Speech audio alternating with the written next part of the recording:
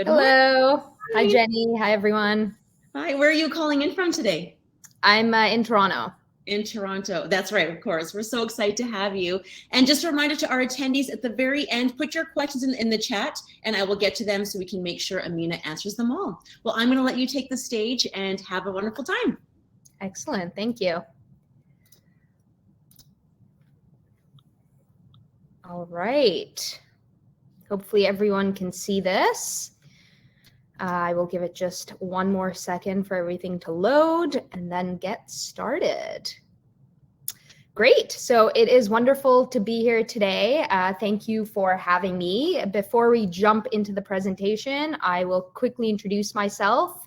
As Jenny mentioned, my name is Amina. I head up the financial services vertical over here at LinkedIn Canada.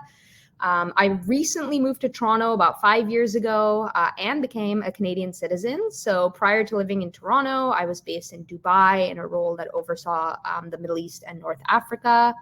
My background is in marketing strategy and measurement. So two themes I tend to drone on about quite extensively. And the reason I chose LinkedIn is because of our mission to create economic value for every member of the global workforce. And this is essentially through, helping businesses grow through just better marketing, better sales performance. All right, so enough about me. Let's get into the presentation. Please drop your questions into the chat. I tend to keep things pretty informal, so let's get going. All right, so I'm going to come right out and say it. Marketers today need to get back to the basics of how to grow a brand and how to grow a company. Somewhere in between our obsession with VR headsets and metaverses, we've somehow forgotten the basic tenets of a growth strategy. And that's what I'm here to talk to you about today. And a little spoiler alert, this presentation, much like 2030, will not be about VR headsets and metaverses. So the B2B Institute is a think tank funded by LinkedIn, and they research the future of B2B marketing and decision-making. They work with world-renowned marketers and academics, the likes of Byron Sharp, Benet and Field, etc., as well as many others from the Ehrenberg Bass Institute. They study essentially what makes brands grow, and then they compare that against what marketers think makes brands grow. And today we'll explore 3 trends that we anticipate will shape the next decade. They're all rooted in data. They're all based on peer-reviewed, replicable studies. So they're quite legit. And those 3 trends are the war on brand, the death of hyper-targeting, and blockbuster marketing. So one of the most well-respected businessmen today is undoubtedly Jeff Bezos. He has single-handedly defined a category, well, many categories, in fact. He's consistently hedged his bets against one consistent ethos. And that ethos is, what are the elements in business that will not change? He's essentially retrained Wall Street to evaluate Amazon based on their long-term bets. This is something that no other organization in history has been able to do as successfully as Jeff Bezos has. But as marketers, we tend to get sideswept with the new shiny thing, VR headsets and metaverses. And ideally, we want to be landing in the bottom right-hand quadrant here. So we want to have a point of view on a growth strategy that's A, not widely adopted, therefore it's contrarian, but also we need to be right about it. There's no point in being contrarian for the sake of being contrarian if you're wrong. So the 3 trends we're going to talk about today again are the war on brand, blockbuster marketing, and the death of hyper-targeting. Again, all rooted in data, which we'll talk through in the coming slides. Brand, the thing we all know and love, the thing that has so much equity built into it, but it's almost intangible in nature. It lives in the minds and hearts of customers. So how do you actually quantify that? B2C companies do a great job at marketing the hell out of brands. B2B companies, not so much. They fall into the trap of what we call product delusion. This delusion means that customers buy our products based on product attributes and qualities. I'm sorry to say this, but nobody really cares about product qualities. They care about whether your brand is able to solve a problem for them. For B2B companies, lead generation is almost always the main KPI, right? We've all been there. We get briefed by a client. Client X tells us that, I don't know, they want to dominate market share, or they want to steal share of wallet, or they want to be Canada's most loved software brand. But then you get the brief and the KPI is always lead generation. But those two things are at odds. It's rare, if not an impossibility, to meet a B2B marketer who says that they're going to go all in on brand. Yet this is what needs to happen if they want their organizations to grow, if they want to acquire new customers, if they want to increase their cash flow, if they want to be Canada's most loved B2B company.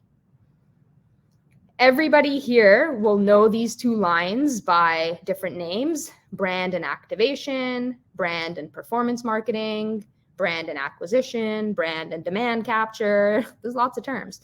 And typically, brands tend to favor activation, which is the red line here at the bottom. Why is this? Because activation yields short-term results, whereas the results of brand take a year, 18 months, 2 years, 5 years to come to fruition.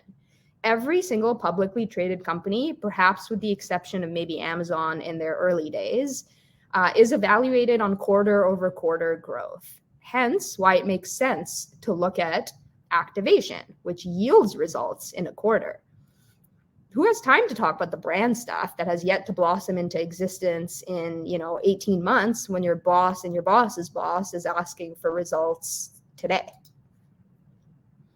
And we're simply just too short-sighted as marketers. We have to look beyond 6 months. Purchasing decisions are not built in a week or a month. They're based on years and years and years of conditioning to be top of mind when that customer is eventually ready to convert. That's the stuff of brand building. And brand doesn't just yield short-term or even long-term sales. It yields pricing power. It allows you to leverage your brands as assets and options. It allows you to secure the best talent to bring your company forward, and it creates a competitive moat around your business. And in fact, it even makes your acquisition activity even stronger. The conversion rate of doing both strategies in tandem is 6x that of acquisition alone. That's pretty staggering.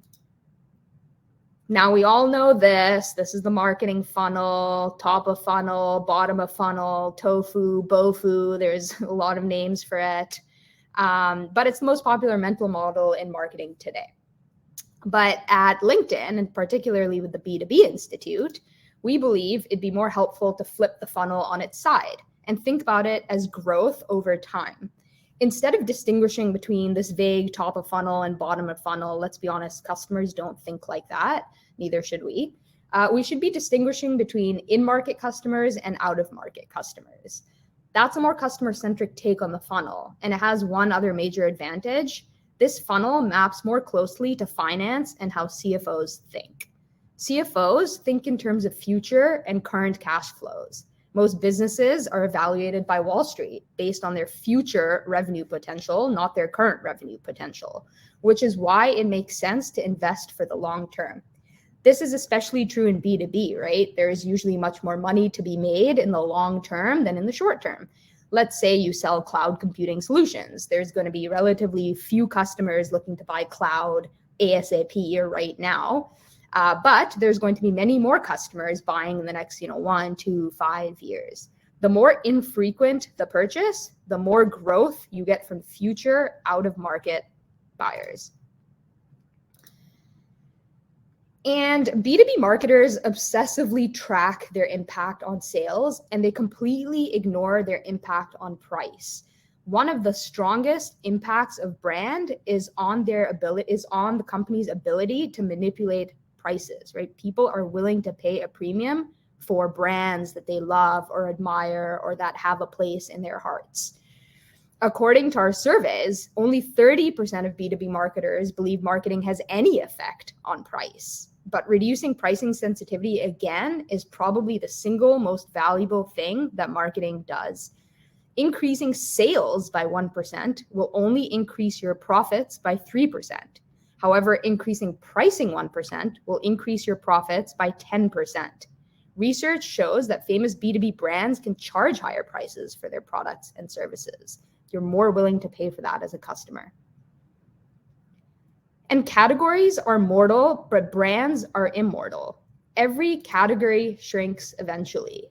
And when that happens, your brand can help you escape to the comfort of a new and growing category. Nokia is one example. Another example is Microsoft. Consider the case of Microsoft, which pivoted from Windows to the cloud using the same B2B brand that was known and trusted by IT departments all over the world, right? Brands mitigate risk by giving you a beachhead in future categories.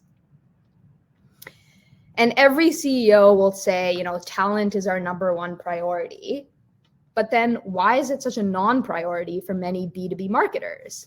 On LinkedIn, we see potential employees are 58% more likely to respond to recruiters after seeing a brand message first. And this makes sense, right? Just like customers and buyers want to buy from famous brands, people want to work for famous companies. Who do you think has an easier time attracting top talent, right? McKinsey or Rick's Discount Consulting Shack?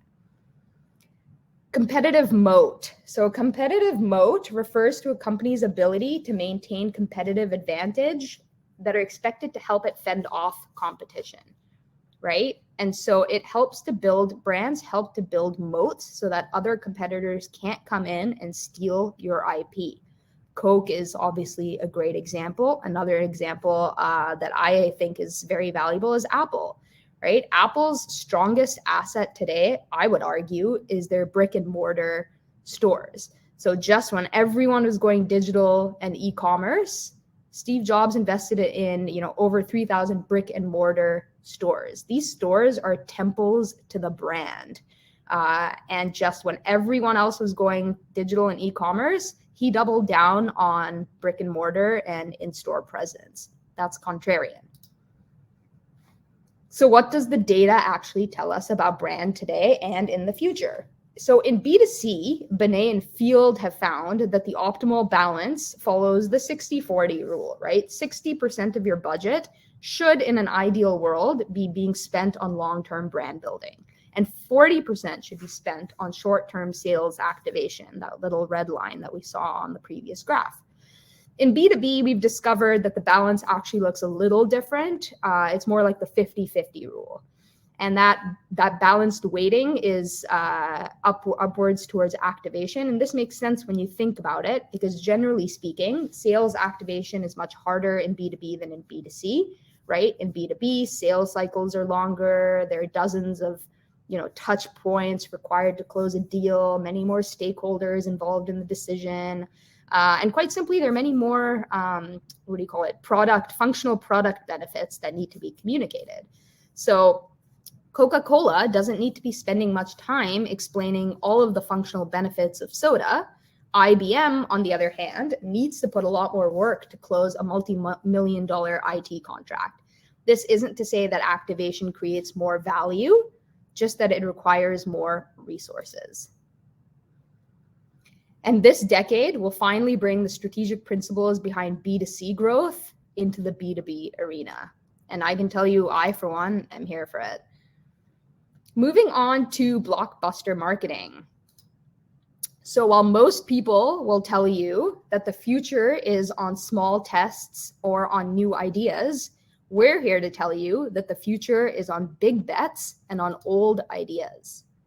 So for a long time, marketers have been told to act like publishers, right? Constantly put content out there all the time in real time. But, this is a model based on the publishing industry, and the newspaper industry has been a dying industry for a long time. Trust me, I graduated with a master's in print journalism. They handed me my diploma and they basically told me good luck. Therefore, marketers need to look to a much more profitable model to base their industry on. You should think like Disney, not small drip content here and there, big booming content. Walt Disney is the best company there is at monetizing creativity. So we need to look at what's made them successful. And they do 4 things very effectively. Number 1, they make big bets, not small bets. And we'll talk about what some of those are. They don't develop new content. This is the notion of surprising familiarity, right? They tend to revert back to existing plot lines and existing themes and existing content. Their creative doesn't change over time, therefore it's distinctive. And finally, they have a focus on what's called total merchandising, and we'll talk about what that is in a couple of slides as well. In marketing, right, we love test and learns. Everything's a test and learn. We love to dip our toe in the water by trialing something under the guise of a test and learn. This is a small bet, right? They never break through. Let's take an example from Warner Brothers. There's a book out there, and I would encourage everyone to read it. It's called Blockbusters. It's by Harvard professor Anita Alberse, and she examines production budgets in the early 2000s. And she looks at the size of the production budget, which you see here on the x-axis, and on the y-axis, how much money those bets actually made for them. In fact, when they made a small budget film, they only got $1 for every dollar that they put in. So that's obviously not a great return.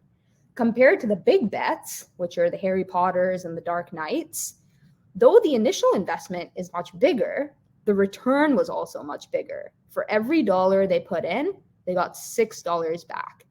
This is the same principle that needs to be applied to marketing strategy. Big things break through and small things don't. The most popular movies are old movies. It's taking old intellectual property and continuing to market it. Customers like familiarity. The strategy should be to develop a great piece of IP and then market it, monetize it year after year, iterate it. That's what builds brand equity. And now we can take a look at a good B2B example. Salesforce is one of my favorite companies out there today. I think they do a phenomenal job based on their products, based on their executive team, based on their CEO. It's an incredibly well-run company. And they produce these state ofs. So these state ofs are reports basically for every line of business. So there'll be like a state of CRM, a state of sales, a state of marketing. And essentially over time, as Salesforce built brand equity, these reports began to generate revenue for them, right? These reports were a cost center when they first started. It made them no money, but after a few years, they began to generate, north of probably 30, 40 million a year. And this is because it's the same report year after year with the equity of Salesforce behind it. Again, invest in one single idea, refresh it every year, and grow it over time. It's critical that your brand identity and your marketing identity looks like nobody else, right? You can tell a Marvel film versus a Pixar film with incredible precision. It's a distinctive creative palette, and it works extremely effectively in their marketing. And the same, again, can be applied to B2B. Again, with the Salesforce example, right? This little raccoon human hybrid appears everywhere. The character brings together companies and customers, and it's just a very distinctive look and feel. Everything from their TV commercials to their annual reports has this cute little character everywhere. And it just brings a little bit more personality into the B2B space. The fourth and final concept is total merchandising. So if you think about Star Wars as one example, right? They take the X-Wing and they make a video game, a drone, a Lego set. It's the same thing. It's just marketed in different formats or on different channels. And Star Wars actually makes more money from total merchandising than they do from the films themselves. So how does this again play out in the world of B2B? Well, Salesforce has an annual conference called Dreamforce. Again, it's marketed in different ways. It's advertised on different channels, right? They advertise heavily on LinkedIn. They advertise heavily on, whatever, probably TV, out of home, etc. It doesn't matter. The point is that it's the same concept. They're not making net new creative. They're not coming up with net new concepts. They're just iterating on something distinctive.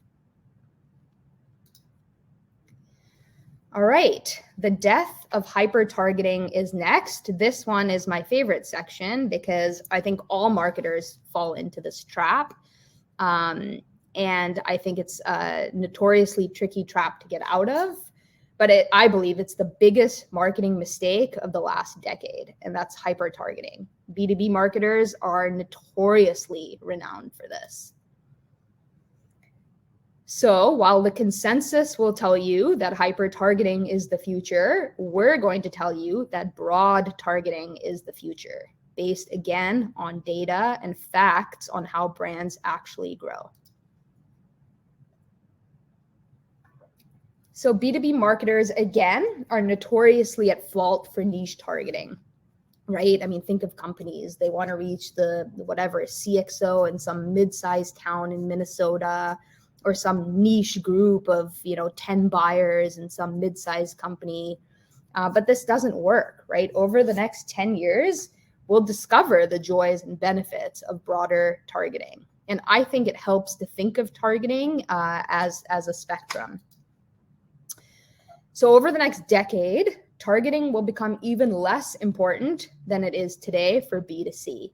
So historic B2C brands have been built on mass media, right? AKA untargeted media. So, television, radio, out of home, mass media vehicles. So there's really no reason to believe that they can't continue to grow by doing the same. B2B, admittedly, is a little bit different, right? You actually do need some level of targeting here, but you don't need hyper targeting. You need what we call category targeting. So now let me make a strong case against hyper-targeting, and I'm going to make this case using a 5-pronged argument.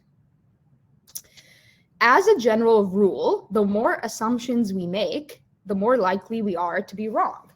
If each variable in an assumption has a 99 chance of being true, an assumption based on 3 variables is 3% likely to be wrong. An assumption based on 30 variables is 9 times more likely to be wrong, right? 27%. The takeaway is simple here. The more assumptions you make, the more likely you are to be wrong. So let's talk about some of the assumptions behind hyper-targeting. The first assumption is that we have really good, accurate, reliable data that can power all of this fancy hyper-targeting across the internet. This is completely untrue. Most data is not good data, right? It's bad data. What I'm talking about is third-party data. And this data really does power a significant portion of the internet. This study on the left here was conducted to assess the effectiveness of third-party targeting, and it revealed that it was basically a coin flip. That data can no better tell if you're a male or a female than it can where you live or what your preferences are. If you use this to power your hyper-targeting, you're not actually reaching the right people. And not all data is bad data, right? And of course, it's going to be self-serving for me to say this, but I'm going to go ahead and say it anyways. LinkedIn's data is one of the richest first-party data sources available today. It's self-declared data. People are incentivized to keep their profiles up to date because their professional history is tied to it. Think about the last time you updated your Facebook profile. It's probably been a while. And the problem with narrow targeting is that it's ineffective. Most B2B decisions are made by networks of professionals, right? That's what we call buying committees in the industry. They're not lone decision makers. And these networks or buying committees change all the time, right? New employees are coming in and out of companies, people are getting promotions, etc. People are switching jobs and roles.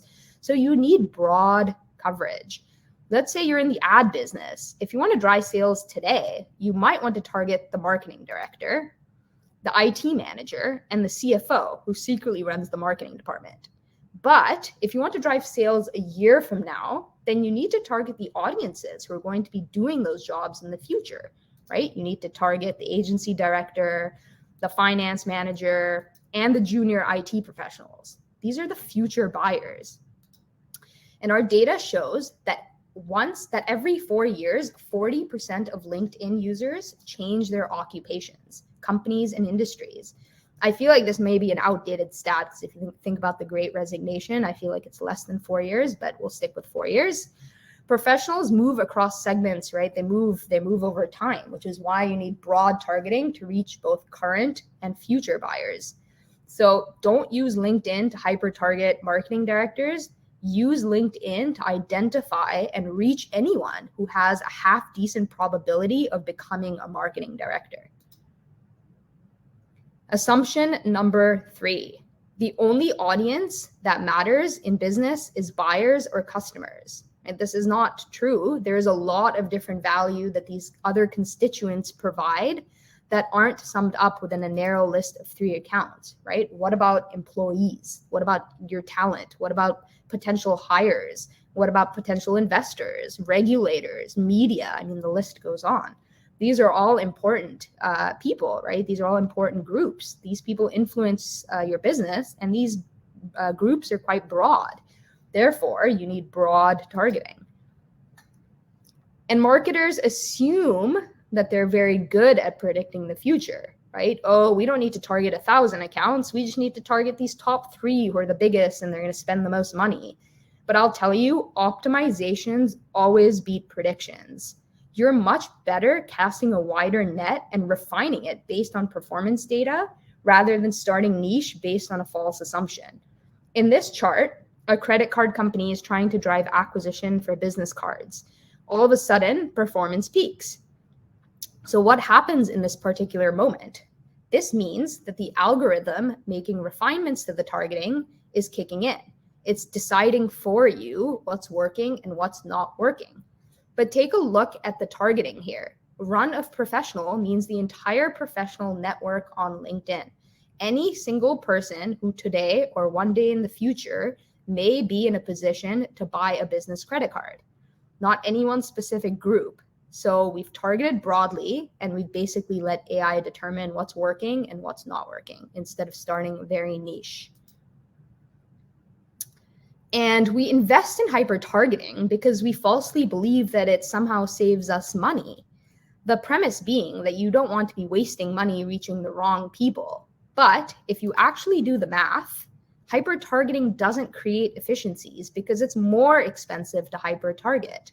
And the upfront increase in cost minimizes any downstream efficiencies. Even with zero waste, hyper targeting is still the most expensive. But you also don't want too much wastage, right? I'm not saying go spray and pray and just target everyone and anyone and hope that someone is a potential customer, especially in B2B, right? You don't want to be reaching mostly the wrong people.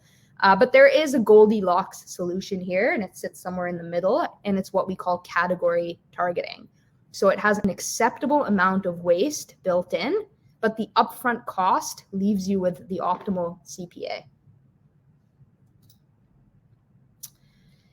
And, we're not saying that you should target everyone. Again, the vast majority of professionals are not marketing directors. They will not become marketing directors. So it would be massively inefficient to target too broadly.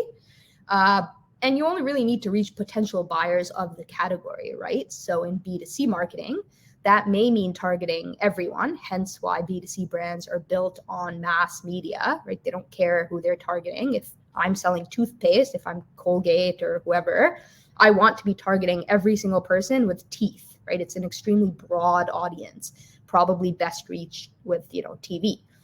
Even with a little bit of waste, TV is probably the most cost-efficient approach in that scenario. But not every single person can buy cloud computing solutions. B2B is different in that sense. But you still need to be reaching as many current and future cloud buyers as you possibly can. So look for media channels that can offer you accurate reach against the category, right? Other platforms may provide cheap clicks, but they're cheap clicks for a reason. You're not targeting, you're not reaching the right people. And remember that you can't influence the buyer if you don't reach the buyer. If you don't have reach, nothing else matters. And all of this may sound painfully obvious, and yet most of our clients seem determined to reach as few buyers as possible. We much prefer to micro-target tiny segments with laser precision. But according to our research, the single greatest predictor of growth in B2B and B2C for that matter, is reach. What percentage of the overall category are you reaching? What is your share of voice? And how does that compare with your market share? As a general rule, your share of voice needs to be bigger than your share of market, right? Share of voice is how much you spend on marketing, on advertising. That means if you have 10% market share in cloud computing, let's say, and your share of voice needs to be 12% or 15% or 20%, simply put, you need to be reaching more customers than you currently have in order to grow. The key metric here is called ESOV, which is basically the difference between what is your share of voice and what is your share of market. So ESOV, I would argue, is probably the most underrated metric in all of marketing.